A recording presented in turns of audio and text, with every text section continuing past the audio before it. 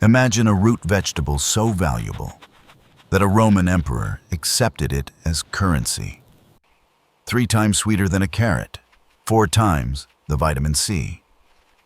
For 1,000 years, it graced the tables of kings and saved peasants from starvation. But walk into any supermarket today, and you won't find it. Not because it failed, not because it tasted bad. It was erased because the food industry invented a problem to sell you the solution. The year is 37 AD. Emperor Tiberius stands before a crop so precious, he refuses to accept gold for it. Only one payment will do: more roots. This is the story of Skirret, the forgotten sugar of the soil, and the industrial choice that erased it from your memory. Sium Cicerum. It doesn't look like much at first glance, but beneath the soil, it's a botanical anomaly. Most vegetables you know are annuals. Plant, harvest, kill, repeat. Skirret is different. It's a hardy perennial. Plant it once, and it establishes a permanent colony. Below ground, it doesn't form a single polite taproot. It explodes into a cluster of twisted white fingers, like a hidden treasure hoard. This root system is an energy battery. Because the plant is designed to survive brutal winters, it packs these roots with intense concentrations of natural sugars. Biological antifreeze. The colder it gets, the sweeter it becomes. Your grandmother's generation knew this plant. In the victory gardens of World War II, when food was scarce and every calorie counted, families grew skirret. They called it the sugar from the soil. 1,000 years before that, medieval monks cultivated it for one specific reason: the hungry gap, that terrifying window in late winter, when the grain runs low, the apples rot in the cellar, and spring greens haven't sprouted yet. This is when people starved. But Skirret, being perennial and frost-hardy, could be dug up right out of the semi-frozen mud. A burst of sugar and starch when the larder was empty, the bridge from winter's darkness to spring's light. This was not peasant food. It was high cuisine. Emperor Tiberius was so obsessed with Skirret's flavor that he refused to eat the varieties grown in hot Italian soil. He demanded his supply be imported from the cooler climate of the Rhineland. He taxed the local population, not in gold, but in roots.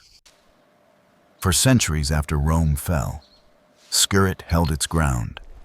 Medieval monks, the master agriculturalists of their day, valued it as a staple.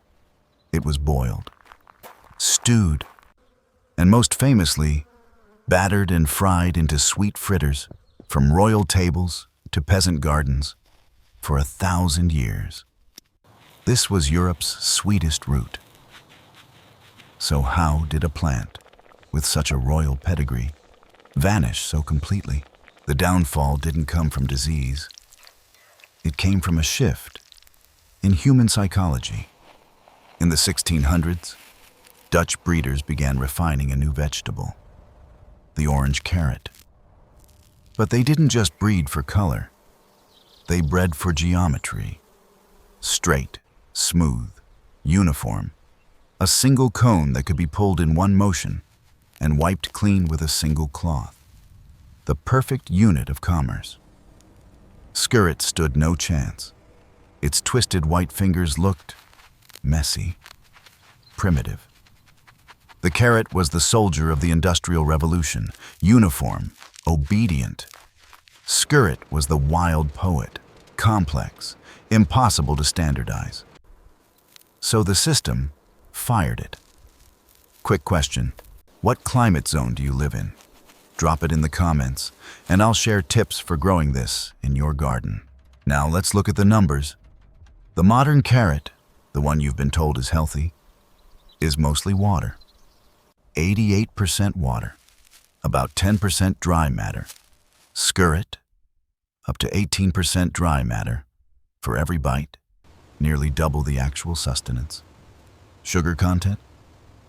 Grocery store carrot, 4.7 grams per 100 grams. Skirret, 10 to 15 grams, 3 times sweeter. Vitamin C? Carrot, 5.9 milligrams. Skirret, 25 milligrams, 4 times the antioxidant punch. And here's what they won't tell you on the carrot package. Skirret has a lower glycemic index. Better for blood sugar, better for diabetics. The lab proves what your grandmother already knew. But it wasn't just about looks. Those clustered roots, the fascicles that make skirret so productive, are a nightmare for machinery. They trap dirt. You can't run them through a tumble washer. You can't machine peel them. They require a human hand. When the tractor and the processing plant took over the farm, Skirret was fired, deemed inefficient. The industrial food system chose easy over better. And within 2 generations, the emperor's root became a weed. But here's the twist. The very traits that made Skirret a failure for big agriculture make it a miracle for your backyard. Because it's perennial. You only plant once. It thrives in partial shade, that corner where sun-loving vegetables fail. It requires almost zero maintenance. This is the ultimate lazy gardener's crop.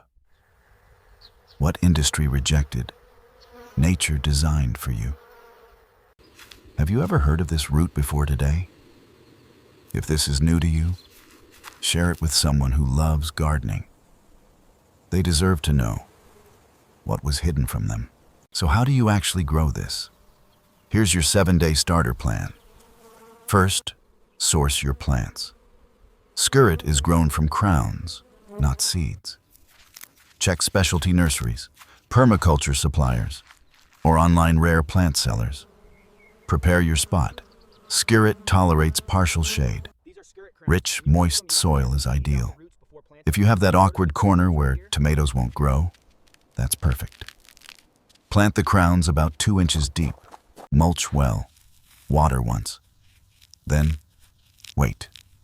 To harvest, simply dig up a mature clump. Snap off the fattest, whitest fingers for your kitchen.